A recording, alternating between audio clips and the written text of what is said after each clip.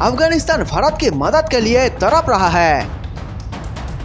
अफगानिस्तान के क्रिकेटर रशीद खान का भी बड़ा बयान सामने आया है, जिसकी चर्चा हम आपसे इसी वीडियो में आगे करेंगे। अफगानिस्तान में चल रहे भारत के सभी परियोजनाओं पर तालिबान हमले करता जा रहा है। ऐसे में अफगानिस्तान ने भारत से कड़ी मदद मांग ली है।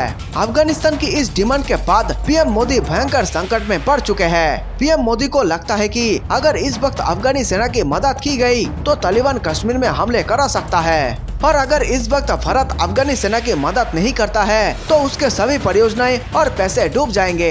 ऐसे हालात को देखते हुए भारत बेहद असमंजस की स्थिति में पड़ा हुआ है। दोस्तों, आज के दिन में भारत और अफगानिस्तान के लोगों के बीच में भावनात्मक रिश्ता है। ठीक इसी प्रकार भारत का रूस के लोगों के साथ भावनात्मक रिश्ता है, और इसी कारण भारत को जब भी जरूरत होती है तो हमारा दोस्त रूस मदद के लिए सबसे आगे खड़ा रहता है। तो क्या भारत अफगानिस्तान से भावनात्मक रिश्ता निभा पाएगा? क्या भारत भी अफगानिस्तान के लोगों के लिए खड़ा हो पाएगा? और क्या भारत अपना राफेल भेज पाएगा? ये एक बड़ा सवाल है जो इस वक्त पीएम मोदी के सामने खड़ा हो चुका है। दोस्तों, अफगानिस्तान ने भारतीय पीएम मोदी जी से एयरफोर्स से मदद मांगी है। इसके अलावा भी अफगानिस्तान ने भारत से कई बड़े मदद की मांग की है, जिसकी चर्चा हम इस वीडियो में करेंगे। वीडियो अंत तक देखिए और भारत के धर्म संकट को समझिए। ऐसी स्थिति में भारत क्या करने जा रहा है, इस बात का भी खुलासा हम इस वीडियो में करने वाले हैं। वीडियो में आगे बढ़ने से पहले भारतवासियों को मैं दिल से नमन करता हूँ। देश प्रेमियों, वीडियो को लाइक करके आप 5 स्टार दे सकते हैं, ताकि हम आपके लिए रोज ऐसे ही राष्ट्रीय हित में वीडियो लाया करें। देश हित से जुड़े तमाम खबरों पर हम लगातार नजर बनाए हुए हैं, इसलिए चैनल को सब्सक्राइब करना ना भूलें। साथ ही नीचे कमेंट में जय हिंद लिखकर पूरे भारत का हौसला बढ़ाएं और वीडियो को व्हाट्सएप, फेसबुक पर शेयर करके फैला दें। अफगानिस्तान के लोगों ने पीएम मोदी से बड़ी मदद मांगी है। दोस्तों, क्या इस वक्त भारत को अफगानी भाइयों की मदद करनी चाहिए या नहीं? नीचे कमेंट में अपनी राय जरूर दें। अफगानिस्तान से अमेरिकी और नाटो सैनिकों की वापस लौटने के बाद इस युद्धग्रस्त देश में अराजकता की स्थिति पैदा हो गई है। तालिबान का दावा है कि उसने अफगानिस्तान के 80% हिस्सों पर कब्जा कर लिया है। तालिबान अफगानिस्तान में स्टेक होल्डर के तौर पर अपनी मौजूदगी स्थापित करने के लिए तमाम देशों से संपर्क भी कर रहा है। तालिबान ये बताने की कोशिश में है कि वे 20 साल पहले जैसा था वैसा नहीं रहा और बदल चुका है। पाकिस्तान भी तालिबान को अफगान सरकार में साझेदार बनाए जाने की हिमायत करता रहा है। इस बीच देश में शांति स्थापित करने के लिए अफगानिस्तान के नेता तालिबान से दोहा में वार्ता करने वाले हैं। डोलो न्यूज के मुताबिक इन वार्ताकारों में अफगानिस्तान के पूर्व राष्ट्रपति हामिद करजाई भी शामिल है। लेकिन अफगानिस्तान ने कहा है कि अगर तालिबान के साथ वार्ता विफल रहती है तो वो भारत की सैन्य सहायता मांग सकती है। भारत में तैनात अफगानिस्तान के राजदूत ने भारत की मदद लेने की बात कही है। भारत में अफगानिस्तान के राजदूत फरीद मामूनडजे ने हालांकि एनडीटीवी से बातचीत में स्पष्ट किया कि इस मदद के तहत सैनिकों को भेजना शामिल नहीं होगा, बल्कि अफगानी सैन्य वालों को ट्रेनिंग और तकनीकी मदद मुहैया कराना होगा। तालिबान और अफगानिस्तान सरकार के प्रतिनिधि देश पर विद्रोहियों के बढ़ते नियंत्रण के बीच बातचीत कर रहे हैं। अमेरिका ने ऐलान किया है कि अफगानिस्तान में अगस्त के अंत तक उसका सैन्य मिशन पूरा हो जाएगा। हालांकि न्यूज एजेंसी एएफपी का दावा है कि दोहा में हो रही शांति वार्ता काफी हद तक विफल हो गई है। तालिबान अब पूरी तरह से सैन्य जीत का ऐलान करने के लिए तैयार है। अफगानिस्तान के राजदूत फरीद मामूनडजे ने कहा कि अगर तालिबान के साथ शांति वार्ता सफल नहीं हो पाती है तो आने वाले वर्षों में हमें भारत की सैन्य मदद की जरूरत होगी। उन्होंने स्पष्ट किया है, हम भारत से यह मांग नहीं कर रहे कि वो अफगानिस्तान में सेना भेजे।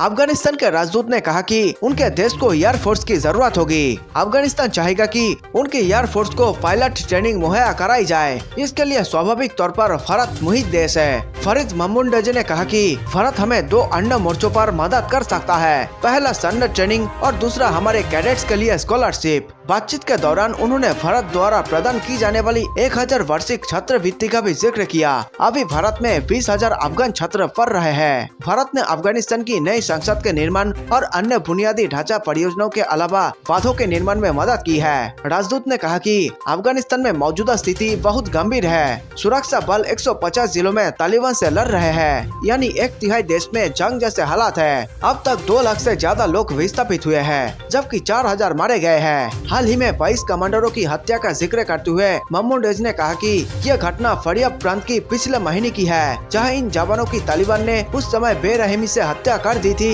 जब वे आत्मसमर्पण कर रहे थे। उत्तरी अफगानिस्तान पर तालिबान का कब्जा हो चुका है और विद्रोही कंदर के करीब तक पहुंच चुके हैं। लेकिन तालिबान ने कहा है कि वे शहरों के अंदर सरकारी बलों से लड़ाई नहीं करना चाहते हैं। आज से कुछ दिन पहले ही अफगानिस्तान के क्रिकेटर रशीद खान ने कहा था कि उनका जीवन संघर्ष से भरा हुआ है। अफगान वॉर के समय वे पाकिस्तान शिफ्ट हो गए थे। बाद में जब अफगानिस्तान में स्थिति नियंत्रण में आ गई तो वे वापस अपने देश अफगानिस्तान जाकर जबरदस्त मेहनत करके क्रिकेट में अपना सिक्का जमा दिया और आज वे बेहद भावुक होकर कहते हैं कि भारत ने उन्हें प्यार करना सिखा दिया। जब जब रशीद ने आईपीएल में बढ़िया परफॉर्मेंस किया है तब तब अफगानिस्तान के राष्ट्रपति ने उन्हें बधाई दी है। लेकिन अफगानिस्तान में एक बार फिर से खून खराबा शुरू हो चुका है, जिसे देखकर रशीद बेहद चिंतित होंगे, क्योंकि अगर तालिबान की सरकार आती है तो उनके करियर पर भी बुरा असर पड़ सकता है। दोस्तों, आज भी रशीद खान जैसे लाखों अफगानी ऐसे हैं जो भारत से प्यार करते हैं, जो उस वक्त नई दिल्ली से मदद की उम्मीद में टकटकी लगाकर इंतजार कर रहे हैं। जानकार बताते हैं कि इस वक्त भारत अफगानिस्तान की मदद जरूर करेगा, लेकिन वे इस काम को खुलेआम नहीं करेगा। जिस प्रकार आज भी तुर्की की सेना काबुल के इंटरनेशनल एयरपोर्ट की सुरक्षा बेहद खुफिया तरीके से चुपचाप कर रही है, ठीक उसी प्रकार भारत आसमान में घुसकर अफगानिस्तान की मदद करने के लिए तैयार है। हालांकि भारत की ये मदद कब तक जारी रहेगी इसके बारे में कुछ कहा नहीं जा सकता। पीएम मोदी भी इस वक्त बेहद संकट में पड़े हुए हैं कि अफगानिस्तान को कौन कौन से मदद दिया जाए, जिससे कि भारत और अफगानिस्तान के बीच रिश्ते बने रहे। मेरे प्यारे देशवासियों, आप सभी जानते हैं कि इस वक्त अफगानिस्तान में तालिबान की मदद पाकिस्तानी सेना कर रही है, तो फिर ऐसे में क्या भारत को अफगानी सेना की मदद करनी चाहिए या नहीं? नीचे कमेंट में जरूर बताएं। दोस्तों, इसके अलावा भारत को और कौन कौन सी मदद अफगानिस्तान में भेजनी चाहिए, आप हमें नीचे कमेंट में जरूर बताएं। क्या भारत को ब्रह्मोस, राफेल और अग्नि जैसे हथियार अफगानिस्तान में भेजनी चाहिए या नहीं? आप हमें नीचे कमेंट में बता सकते हैं। तालिबान ने एक दिन में ही पूरे पाकिस्तान समेत दुनिया के सभी सुपर पावर के होश उड़ा दिए हैं। वीडियो में आगे बढ़ने से पहले भारतवासियों को मैं नमन करता हूँ। वीडियो को लाइक करके आप हमें 5 स्टार दे सकते हैं, ताकि हम आपके लिए रोज ऐसे ही राष्ट्रीय हित में वीडियो लाया करें। साथ ही नीचे कमेंट में जय हिंद लिखकर पूरे भारत का हौसला बढ़ाएं। दोस्तों, आज हमारा पड़ोसी पाकिस्तान भारत से अलग होकर बहुत पछता रहा होगा। पाकिस्तान के लोग हमेशा से ही भारत के साथ रहना चाहते थे, लेकिन उनके कुछ दुश्मनों ने अपनी मनमानी की और भारत माँ को तकलीफ पहुँचाया। इसी कारण आज पूरा पाकिस्तान पानी भर रहा है। खाने के लिए अनाज नहीं और चारों तरफ से उस पर हमले हो रहे हैं। अब तो उसके अपने तालिबान ने ही उसके सैनिकों को मारना शुरू कर दिया है। पाकिस्तान के खैबर पख्तूनख्वा प्रांत में स्थित कुर्रा में तहरीक-ए-तालिबान पाकिस्तान ने पाकिस्तानी सेना पर हमला बोल दिया है। इस मामले में पाकिस्तानी सेना के कैप्टन समेत 12 से 15 जवानों की मौत हो गई है, जबकि इस हमले में कई जवान घायल हो गए हैं। वहीं पाकिस्तान तालिबान के आतंकियों ने सेना के 63 जवानों को अगवा भी कर लिया है और पाकिस्तान इन सभी जवानों की जान बेहद खतरे में बताई जा रही है। इस वक्त तालिबान पावर के नशे में चूर हो चुका है। ऐसे में वे विश्वासघाती पाकिस्तान को किसी भी हालत में नहीं बख्शाने वाला।